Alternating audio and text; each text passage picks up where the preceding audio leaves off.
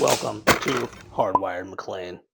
This is your boy Brando with Safestreet, an authorized dealer of ADT and owner and operator of Advantage View Solutions. In this episode, we'll walk you through how to install the Nightowl 2K HD Solar Wi-Fi Battery Camera. Let's look at some of the key features here. Now, I did get this on sale at Walmart for only $89. I think typically it's over $100. And I'm really curious to see how well the built-in solar panel works and the built-in spotlight. This is the first camera that I'm doing that actually has a built-in spotlight and a solar panel combo. So this should be interesting. 100-degree viewable angle, two-way audio, 100 feet of night vision, detection alert via AI, and it can be used indoor or outdoor. So it provides 24/7, 365-day recording, and it's a free no monthly fee here. The setup options here, you can add it to Wi-Fi or connect it to a compatible recorder, and your storage options are locally store recordings to a micro SD card, which is similar to the UFI, or a hard drive or cloud. So you've got multiple options here. It does have some promises here. Our best-in-class technology, making securing your property effective and convenient. Local storage makes recording footage virtually impenetrable to hackers or cyber criminals. It's hosted, servers are hosted in the USA to protect your data from getting in the wrong hands. And the Nightowl guarantee means your data will never be sold to a third party. We're going to go and open this bad boy up and see what's inside. Okay, so we have all the pieces out of the box, and it's surprisingly smaller than I expected. We have the anchors and the fasteners, the USB and C-type charger, the 2 lithium batteries, the bracket and swivel, the camera itself with the solar panel attached here, much tinier, like I said, than I expected. Bit of a surprise. A sticker, and our quick setup guide. Now that we open the setup guide, we can see what's included. We see everything matches. We got the solar battery and Wi-Fi camera, the rechargeable batteries, the mounting hardware kit, and the USB charger. They left out the sticker, but I guess that's not really a big deal, right? Now it does say if you're mounting the camera, you need a screwdriver or drill. Of course, we will be using a drill. Here's some of the solar battery Wi-Fi camera details. So our lens, LED, our speaker, microphone, and our motion detector, PIR. Protective cover, battery cover, and you see there's a slot there for the USB and micro SD card and the reset button, which is covered up by a weatherproof seal to protect it. All right, we're going to flip the camera over and unscrew this fastener, open up the housing so we can place these batteries in there. Unscrewing it like so. I did use a screwdriver after all. The drill bit was a little too big, so it made it a little bit easier. And it pops out like so. You see the positive at the top, the negative at the bottom. Just match that up with the battery. Positive at the top, negative at the bottom.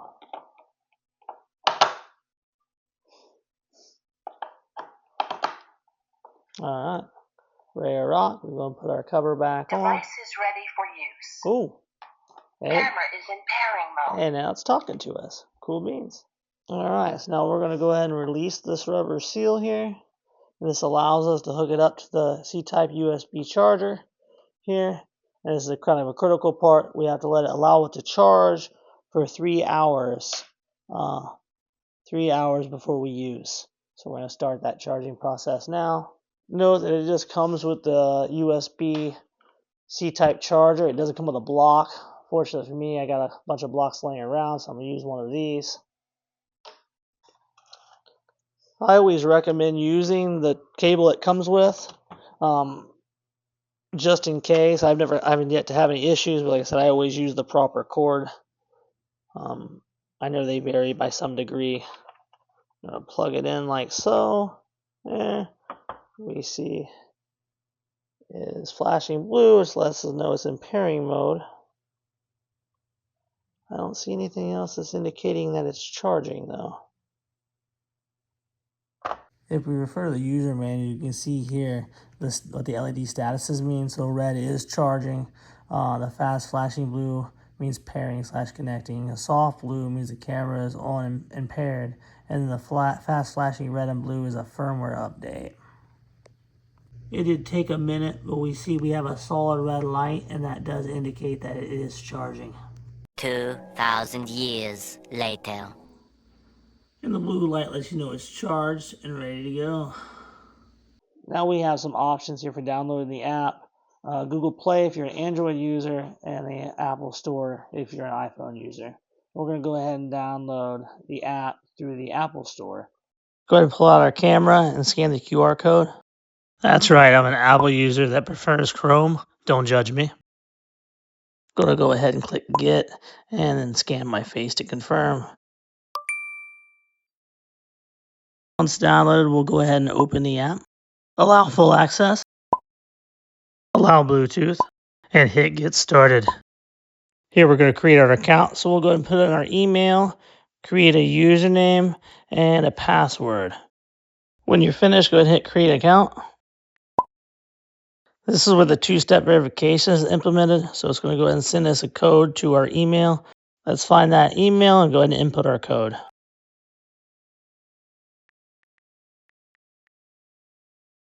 Hit Allow.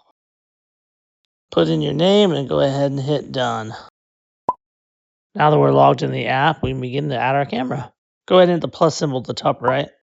This will pull up our camera, allowing us to scan the QR code that's on the back of our camera that we're installing. I move the camera closer to my router and make sure you have your password ready. Verify you're in pairing mode and hit yes. Then we're going to join the camera's network. I want to add that I did have trouble pairing this device to the app. In fact, it failed 3 times before it successfully paired. If this happens to you, just simply open up the rubber seal covering the SD card, the reset button, and hold down the reset button for a few seconds until the device restarts. Close out and reopen the app, and then the camera will announce when it's in the pairing mode once more, and the restart process is complete.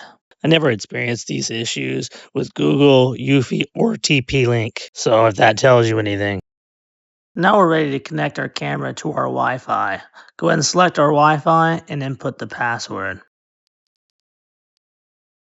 Then hit the blue arrow to continue. It'll say connecting, and this takes 3 to 5 minutes, and will also update the firmware as well. Alright, now that we have it connected, we can begin to see the camera in action. Here you can see I'm wearing my finest Walmart visiting attire. Hello. Let's go ahead and rename this camera. So we'll hit customize and we'll put front yard camera since it's going to be in the front yard. Boy, do I look comfortable. We're going to go ahead and click on Spotlight. I notice this app is a little laggier than I prefer, or should I say at least what I'm used to. Let's toggle Spotlight control on. Let's change that light duration from 10 seconds to 3 seconds. And then hit OK.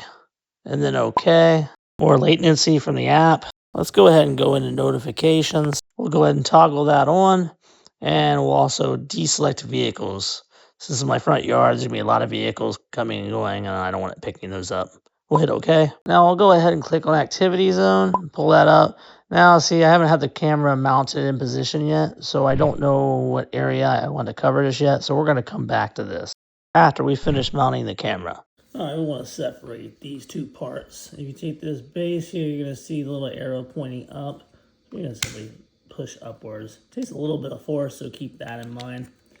Once you have this separated, this is the mounting base that we're going to screw into our soffit. Looks like it takes 4 fasteners here. This part, we're just going to simply screw into the back of the camera itself. You simply just turn it clockwise until it's nice and tight. All right, I have my ladder set up here and my spot picked out where I'm going to mount my camera. I'm trying to go ahead and get this whole front of my yard here, as you can see. I'll open up my little bag of screws here. You must use the screws that come with the camera. You can't use drywall screws. I tried that and the head of it is too fat. Drywall screws don't fit properly into the through holes in the base station and prevent the camera from locking into place. And our drill ready, and a back plate which we're going to mount now. Alright, now I've screwed in the 4 fasteners like so. You'll notice that I didn't use any of the anchors. It wasn't necessary because I'm drilling into this hard wood here. I positioned it with the up on this side. That way I can put it in there and just slide it right into place. And I put it all the way on the edge here. That way I didn't have any overlap from where I have it mounted, so that this sits getting direct sunlight on that solar panel. Now we're going to go ahead and attach the swivel bracket to the base of the camera. Put it in there and turn it clockwise until it's nice and snug.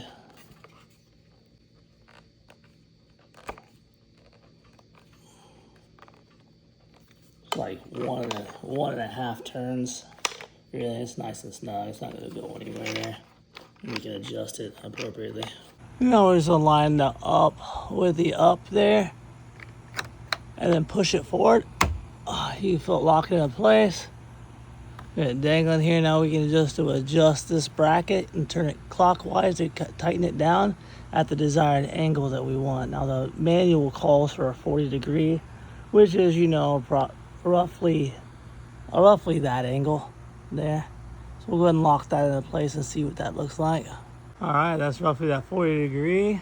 And I stood in front of it, so we have that spotlight on. I have it set to 3 seconds. Looks like it's going longer than that. We'll figure that out. It's got a little pull tab right there covering the screen, little screen protector. I'm gonna go ahead and remove that. Remove that like so. So there's a little film here that needs to be removed as well. There we go. Now let's go back into the app to create our activity zone.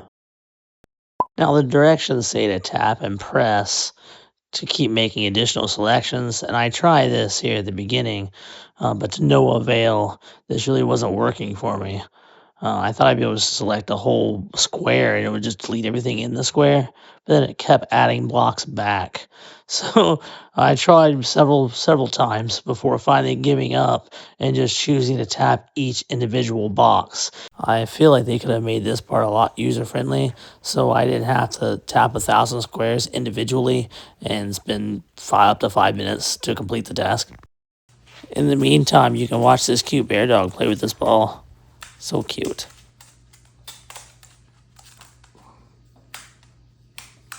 You can get it. Good boy. Now that I finally have it mapped out, we're going to hit OK.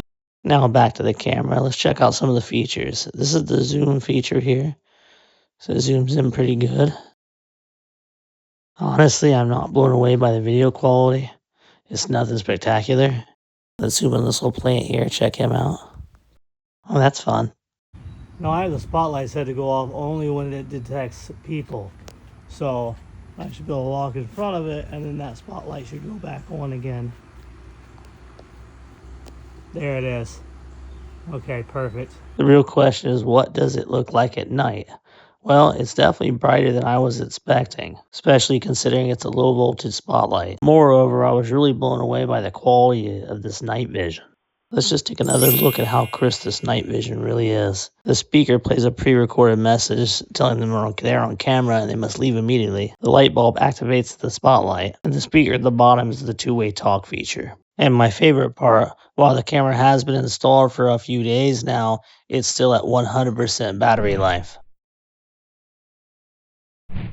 You can also activate a live siren, do a screen recording, and take a snapshot. If we compare Google Eufy and Nightowl, Google still takes the cake. I plan on doing a comparison video between camera companies in the near future, so stay tuned for that. If you haven't seen my video on the eSolo pan and tilt camera and how to install it, check that out here.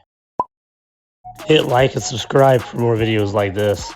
And if you're interested in home security, feel free to reach out to me for a quote or for more information. Our services are available all over America.